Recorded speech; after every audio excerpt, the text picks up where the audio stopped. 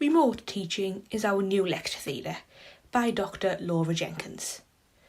Over the past couple of months, there has been a big change in the way higher education institutions deliver teaching. At the beginning of the year, university students were comfortably attending large lectures and practical workshop classes, which involved a high degree of face-to-face engagement with fellow students and staff members. Since then, due to the recent COVID-19 outbreak, this face-to-face teaching is no longer possible.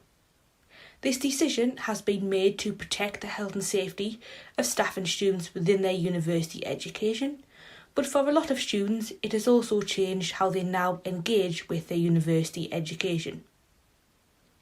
I have moved my own teaching away from delivering large face-to-face lectures to over 300 students, and have moved to pre-recording lectures which are placed on a virtual learning environment. This can be seen as remote learning for students, as they are no longer seeing staff face-to-face.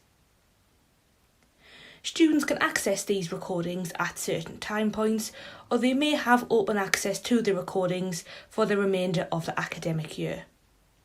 For me, it has been quite difficult to record these lectures, as I do prefer to deliver my lectures in front of an audience. This is because it helps the more natural flow of the lecture topic when I'm talking, but also it enables me to see whether the students can grasp the concepts I am discussing. With lecture recordings, this interaction cannot be seen. I recently wrote an article about using lecture capture as a way of supporting students in their education, and this is not what universities are trying to achieve by moving their teaching online now. We have had to move teaching online to support students in their educational development and to allow students to progress with their degrees instead of completely stopping everything. Instead of using lecture recordings to support revision, as I talked about in my last blog, lecture recordings are now one of our primary sources of teaching, and it is up to us as teaching staff to try and make these online lectures as engaging as possible.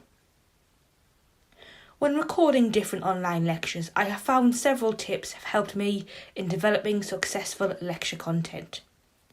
I currently teach on 2 different psychology modules, a practical psychology module and an introduction to psychology module, and I have had to quickly adapt these recordings to be suitable for their different audiences. My first tip is to cut the lecture into smaller recordings. Sometimes I have found the 2 to 3 smaller recordings per lecture topic works, so that students are not sitting for a full hour in front of a computer.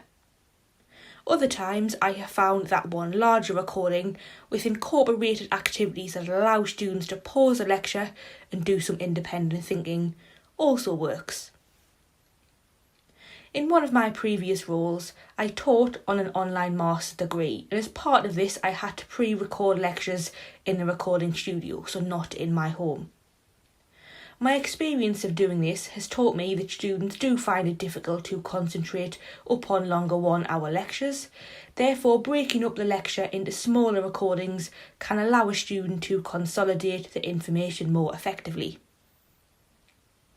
My second tip is to try and make the recording as natural as possible.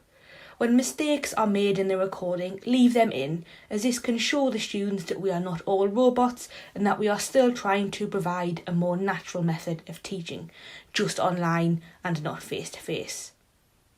Last week I was recording a lecture at home and someone knocked at my front door. Very loudly, I must add. I was advised by a friend to take this out of the lecture, but it is something that I have left in. It simply gave me the opportunity to pause the lecture, excuse myself and then begin recording the next section. Obviously, if something offensive appeared on the recording or if something very disruptive happened, then I would not use this and I would develop a new recording. My third and final tip is to try and make the lecture slides as visually appealing as possible, and there has been quite a bit of research on this. As the students do not receive the benefit of seeing staff members face-to-face delivering the lectures, I have tried to incorporate more visual images into my lectures so that the students do not feel as though I am just reading off the screen. This will only work for some lecture topics, but I have found it really useful for an introduction to psychology module that I am currently teaching on. I have been providing students with lots of diagrams of cognitive and biological psychology concepts, and I have been able to use the animations concept in PowerPoint to provide students with step-by-step descriptions of each concept. Every higher education colleague will have their own ways of working when it comes to delivering online lectures from remote locations. My suggestions here are only that, and they will not apply to every teaching session that is offered in today's university system. The most important thing to remember here is that we can still educate students in an environment where they can be safe. Hopefully this will not be a new way of university teaching, but a way in which we can adapt teaching during such times of uncertainty.